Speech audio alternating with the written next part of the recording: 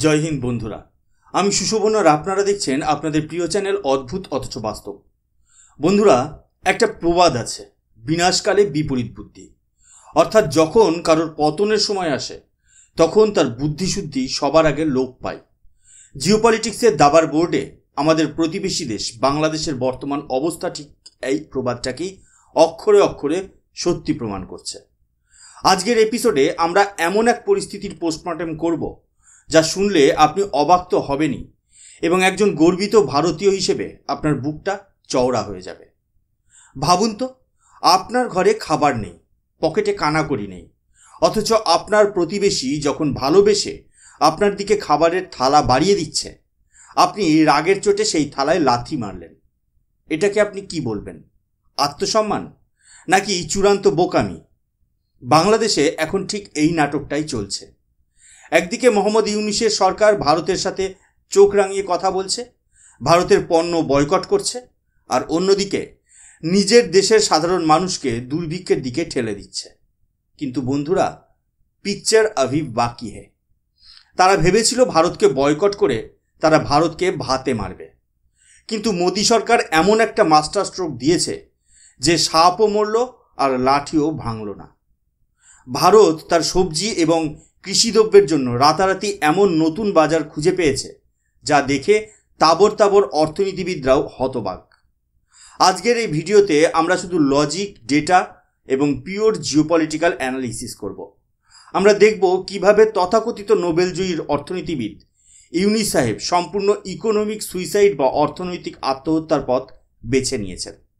আমরা জানব কিভাবে চীন এই সুযোগে বন্ধু সেজে বাংলাদেশের পকেট কাটছে, আর কিভাবে ভারত তার সাপ্লাই চেন ডাইভার্সিফাই করে বুঝিয়ে দিল যে we don't need you, you need us. পুরো বিষয়টা বোঝার জন্য আজকের ভিডিওটা শেষ পর্যন্ত মনোযোগ দিয়ে শুনতে হবে, কারণ মিডিয়াতে আপনারা শুধু ওপরের হেডলাইন দেখছেন, কিন্তু এর ভেতরে যে গভীর ষড়যন্ত্র এবং ভারতের পাল্টা মার, সেটা আজ আমরা ব্রেকডাউন করব। শুরুতেই আসা যাক মূল ঘটনাটিতে। আপনারা খবরে নিশ্চয়ই শুনেছেন যে ভারত থেকে কয়েকশো ট্রাক বোঝাই পেঁয়াজ, টমেটো এবং অন্যান্য পচনশীল দ্রব্য বাংলাদেশ বর্ডারে গিয়ে দাঁড়িয়েছিল। ঘটনাটা খুব সাধারণ মনে হতে পারে, কিন্তু এর পেছনের জিওপলিটিক্সটা মারাত্মক। বাংলাদেশ সরকার বা তাদের বর্ডার অথরিটি মুখের উপর বলে দিল, আমরা ভারতের মাল নেব না। ভাবুন একবার, 300 টনের বিশাল অর্ডার যা তারা নিজেরাই দিয়েছিল, সেই মাল যখন সীমান্তে পৌঁছালো তখন তাদের মনে হলো, না, আমরা ভারতের সাথে ট্রেড করব না। এখানে একটা বিষয় ক্লিয়ার করা দরকার, এই পণ্যগুলো কিন্তু ভারত জোর করে তাদের দিচ্ছিল না, এগুলো তাদের ডিমান্ড ছিল। বাংলাদেশের বাজারে এখন খাদ্যের হাহাকার। সাধারণ মানুষ বাজারে গিয়ে আগুন ছোঁয়া দামে সবজি কিনছে। সেই সময় দাঁড়িয়ে শুধুমাত্র পলিটিক্যাল ইগো স্যাটিসফাই করার জন্য ইউনূস সরকার এই ট্রাকগুলোকে আটকে দিল। এর ফল কি হলো? বর্ডারে দাঁড়িয়ে দাঁড়িয়ে এই 300 টন পেঁয়াজ আর টমেটো পচতে শুরু করলো। তারা ভাবলো এতে ভারতের কৃষকদের ক্ষতি হবে, ভারতের ব্যবসায়ীদের ক্ষতি হবে, আর ভারত হয়তো তাদের পায়ে ধরে বলবে, ভাই প্লিজ মালটা নিয়ে নাও, রেট কমিয়ে দিচ্ছি। কিন্তু তারা ভুলে গিয়েছিল এটা 2014 সালের আগের ভারত নয়, এটা নিউ ইন্ডিয়া। তারা ভেবেছিল ভারতের সাপ্লাই চেন হয়তো পুরোপুরি তাদের উপর নির্ভরশীল, কিন্তু তারা এটা ক্যালকুলেট করতে পারেনি যে ভারত তাদের এই বোকামির জবাব কিভাবে দেবে। ইউনূস সাহেব যখন নিজেকে একজন বিশাল বড় ফিনান্সিয়াল এক্সপার্ট বলে দাবি করেন, তিনি এখানে একটা ফ্যাটাল মিস্টেক করে ফেলেছেন।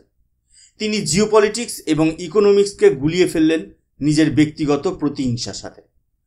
তাদের উদ্দেশ্য ছিল খুব পরিষ্কার, ভারতকে হিউমিলিয়েট করা। তারা দেখাতে চেয়েছিল যে দেখো, আমরা ভারতের সাহায্য ছাড়াই চলতে পারি। এটাকে তারা বলছে সেলফ রিলায়েন্ট হওয়া। কিন্তু বন্ধুরা, যে দেশের রিজার্ভ ডলার নেই, যে দেশের মানুষ দুবেলা দুমুঠো খেতে পায় না, তারা যখন সস্তায় পাওয়া প্রতিবেশী দেশের খাবার ফিরিয়ে দেয়, তখন সেটাকে স্বনির্ভরতা বলে না, সেটাকে বলে পাগলামি। তারা ভারতের এক্সপোর্ট বন্ধ করে দিয়ে ভেবেছিল মোদী সরকার চাপে পড়ে যাবে, কিন্তু তারা জানতো না মোদিজি এই পরিস্থিতির জন্য আগে থেকেই প্রস্তুতি নিচ্ছিল। এবার আসুন গল্পের দ্বিতীয় অঙ্কে।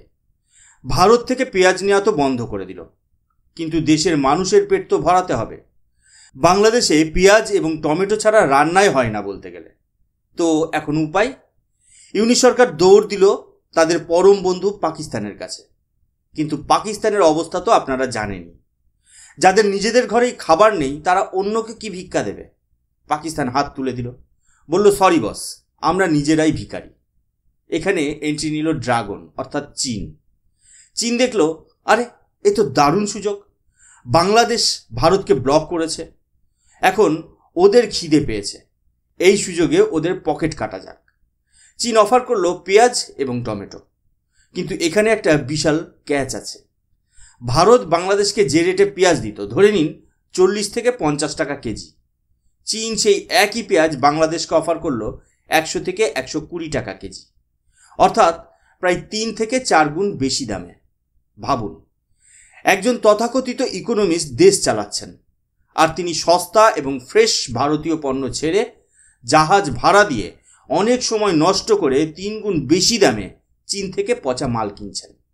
কেন? শুধু ভারতকে শিক্ষা দেওয়ার জন্য। এটা কি কোনোভাবে লজিক্যাল ডিসিশন বলা যায়? চীন কিন্তু এখানে চ্যারিটি করতে আসেনি। চীন জানে বাংলাদেশের কাছে ডলার নেই, তাই চীন এখন হাই ইন্টারেস্ট লোনের জালে বা অন্য কোনো স্ট্র্যাটেজিক অ্যাসেট বন্ধক রেখে এই সাপ্লাই দিচ্ছে।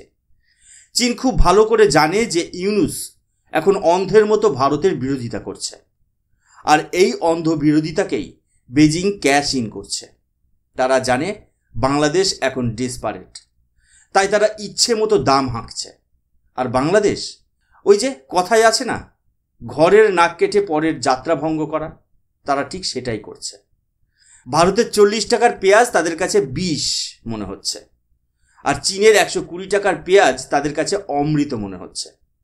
এর ফলে বাংলাদেশের মার্কেট ক্র্যাশ করছে, ইনফ্লেশন বা মুদ্রাস্ফীতি রকেটের গতিতে বাড়ছে, কিন্তু সরকারের সেদিকে হুঁশ নেই। তাদের শুধু একটাই এজেন্ডা, ইন্ডিয়া আউট। এখন প্রশ্ন হলো, ভারত কি করলো? ভারত কি বর্ডারে বসে কাঁদলো, না রিকোয়েস্ট করলো? একদমই না। এখানেই মোদী সরকারের আসল ডিপ্লোম্যাটিক ভিক্টরি। যখনই বোঝা গেল যে বাংলাদেশ টালবাহানা করছে, ভারত সরকার ইমিডিয়েটলি অ্যাকশন নিল। আমাদের কৃষকদের বা ট্রেডারদের যাতে লস না হয়, তার জন্য ভারত সরকার সেই সমস্ত পণ্য যা বাংলাদেশে যাওয়ার কথা ছিল সেগুলোকে ডাইভার্ট করে দিল কোথায়? ভিয়েতনাম, ফিলিপিন্স, সংযুক্ত আরব আমিরাত এবং মালয়েশিয়ার দিকে। আপনারা শুনলে অবাক হবেন, যেই মাল বাংলাদেশ রিজেক্ট করেছিল সেই মাল নেওয়ার জন্য বিশ্বের অন্য দেশগুলো লাইন দিয়ে দাঁড়িয়ে আছে। কেন? কারণ ভারতীয় এগ্রিকালচারাল প্রোডাক্টের কোয়ালিটি এবং প্রাইস দুটোই ওয়ার্ল্ড ক্লাসে কম্পিটিটিভ। বাংলাদেশ আমাদের টেকেন ফর গ্র্যান্টেড নিয়েছিল। তারা ভেবেছিল তারা না কিনলে আমাদের সবজি পচে যাবে, কিন্তু ভারত দেখিয়ে দিল যে আমাদের গ্লোবাল মার্কেটে কদর কতটা। ভিয়েতনাম বা ফিলিপিন্সের মতো দেশগুলোতে এখন ভারতীয় পেঁয়াজ, টমেটো এবং কাঁচা লঙ্কা এক্সপোর্ট হচ্ছে। এবং মজার ব্যাপার হলো, এই দেশগুলো পেমেন্ট নিয়ে কোনো ঝামেলা করছে না, তারা টাইমলি ডলারে পেমেন্ট করছে। বাংলাদেশের মতো বাকি বকেয়া বা পেমেন্ট ডিফল্ট করার কালচার এদের নেই। তো আলটিমেটলি লাভটা কার হলো? ভারতের। আমরা একটা আনস্টেবল, আনগ্রেটফুল বা অকৃতজ্ঞ কাস্টমারকে হারালাম ঠিকই, কিন্তু তার বদলে আমরা 4টে নতুন, প্রফেশনাল এবং ধনী কাস্টমার পেলাম। এটাকে বিজনেসের ভাষায় বলে রিস্ক ম্যানেজমেন্ট। মোদী সরকার জানতো যে ইউনুসের সরকার আসার পর থেকেই বাংলাদেশ আর নির্ভরযোগ্য পার্টনার নেই, তাই তারা আগে থেকেই অল্টারনেটিভ মার্কেট রেডি করে রেখেছিল। আজ যখন বাংলাদেশ বর্ডার বন্ধ করেছে, ভারত জাস্ট একটা সুইচ টিপে সাপ্লাই চেইন ঘুরিয়ে দিয়েছে। আর ওদিকে বাংলাদেশ এখন চীনের কাছে চড়া সুদে ঋণ নিয়ে চড়া দামে সবজি কিনছে। একেই বলে জিওপলিটিক্যাল কর্মফল। এবার একটু বাংলাদেশের সাধারণ মানুষের কথা ভাবা যাক। জিওপলিটিক্স তো নেতারা বোঝেন, কিন্তু সাধারণ মানুষ বোঝে পেটের ক্ষুধা।